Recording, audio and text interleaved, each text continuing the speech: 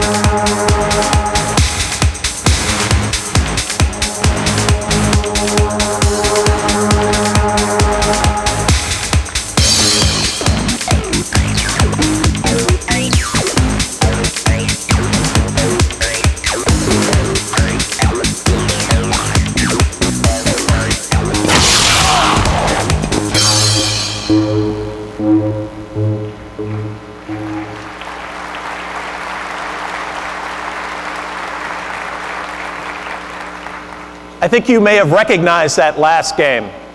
It's called The Legend of Zelda. But this one is different. It is by far the best Zelda game we've ever made. And it's also the most beautiful game Nintendo has ever made. But just as importantly, it's breaking precedent. Because this is the first Zelda game that will be right there on launch day alongside a new Nintendo system.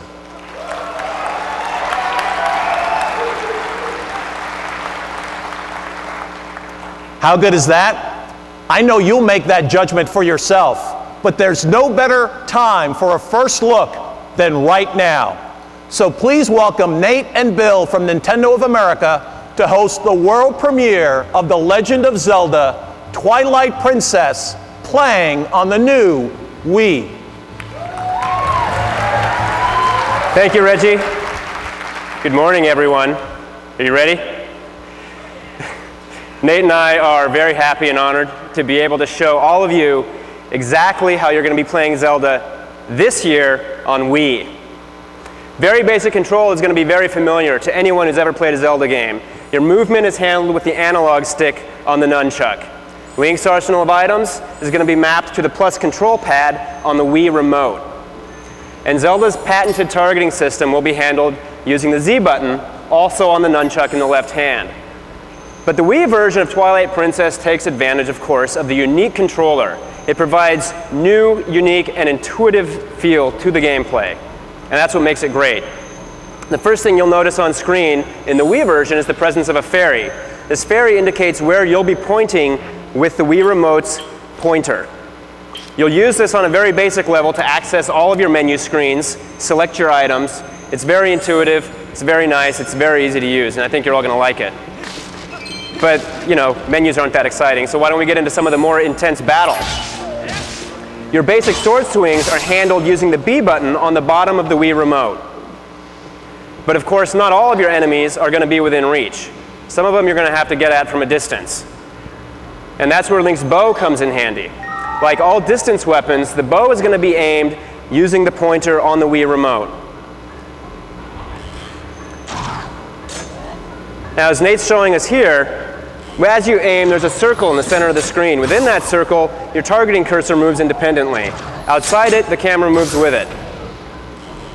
The beauty of this control scheme is that it's intuitive. You know, there's no more inverted shooting, just point and shoot.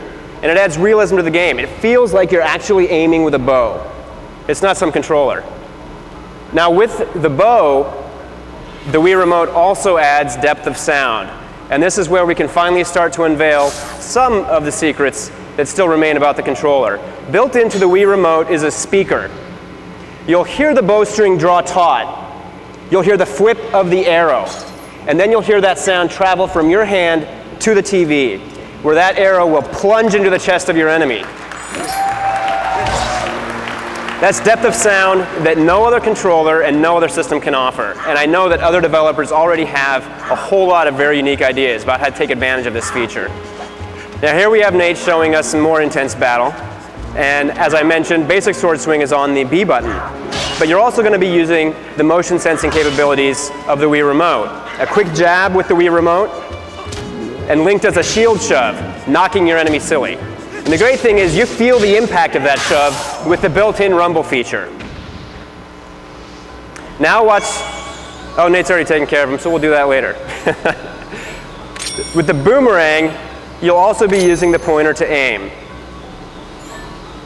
So what we're going to show you here is some basic Zelda puzzle solving. It's the same type of thing that you've come to experience in Zelda games, the same type of thing you've come to expect.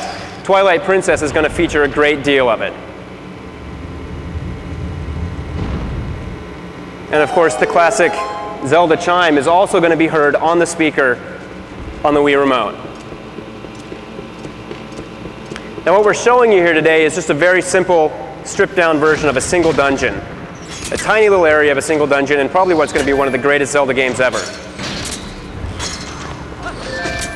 So if Nate can take care of these guys with his bow here really quickly. Oh, Nate. Oh, you're the only person in America who's played this game and you still can't do this? Come on. One other thing you can do is you can pick up crates with the A button on the Wii remote, and then when you want to throw them at your enemy, you just give a quick chuck with the nunchuck. So like I've mentioned, the nunchuck, obviously, again, has built-in motion sensing capability, independent of the Wii remote. You've got two different controllers, two different motion sensors, and that allows for a lot of freedom with unique control styles. You'll notice here that Link's iron boots also make a return. But these boots aren't just going to weigh you down this time around. If you watch here, they're actually going to lift you up.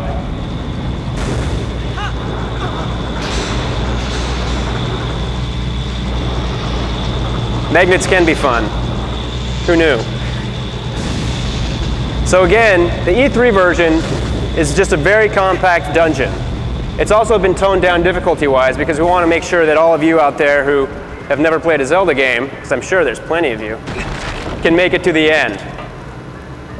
But now that we've talked about the basics, we'll kind of let Nate run through, show us some more intense battles, and then take you to the end and see what else we have to show you.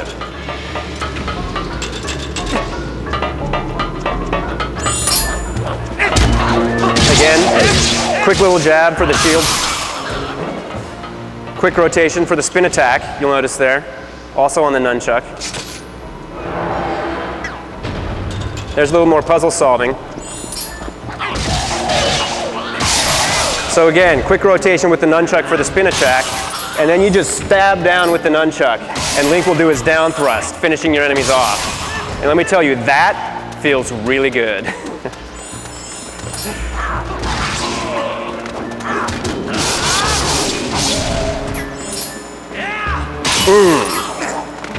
I love that.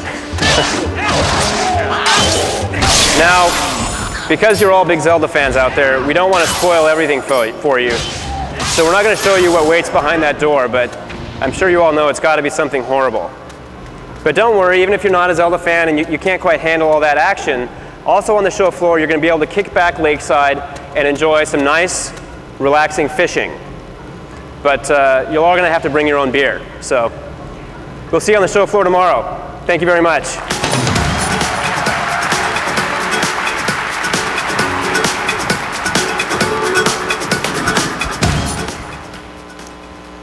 This Zelda, of course, is the first ever to feature unique freehand control. But tens of millions of Nintendo GameCube owners around the world will also be playing this game on their systems. That's because here in the Americas, Nintendo will launch two different versions, one for GameCube and another for Wii, on the same day our new console launches. Even as technology advances, one thing will never change. The name of the game is still games. How many times have you heard Nintendo say it? But actions speak louder than words, so let's look at some games. Samus is back, and Metroid Prime 3 Corruption. You'll not only do more running and gunning, but both the Wii Remote and Nunchuck controllers, each with its own motion sensor, will pump up your heart rate like never before. It's both the new Metroid and the most intuitive first-person shooter ever. And Mario is back too.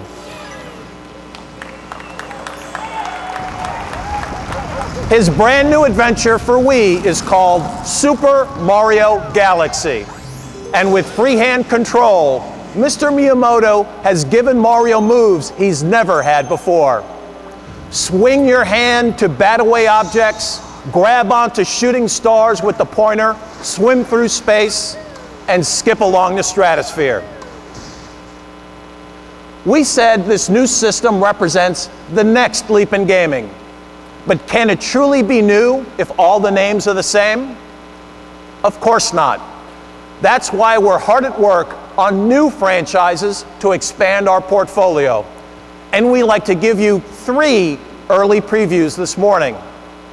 First up is Excite Truck. Most of you recognize the pedigree. But what you won't recognize is the method of control. Remember how you always tilted the controller like handlebars when you played Excite Bike? Well, now you're holding the steering wheel of a big damn truck. And the terrain deforms beneath you in real time. This feels like driving. Next, isn't it just fun to bash things? In Project H.A.M.M.E.R, swing the controller and the bad guys get nailed. But what happens if the bad guy is Mother Nature? Survive or not, it's your call in Disaster, Day of Crisis. Come feel the panic and bring the catastrophe under your control. Obviously, game creation inside Nintendo is important.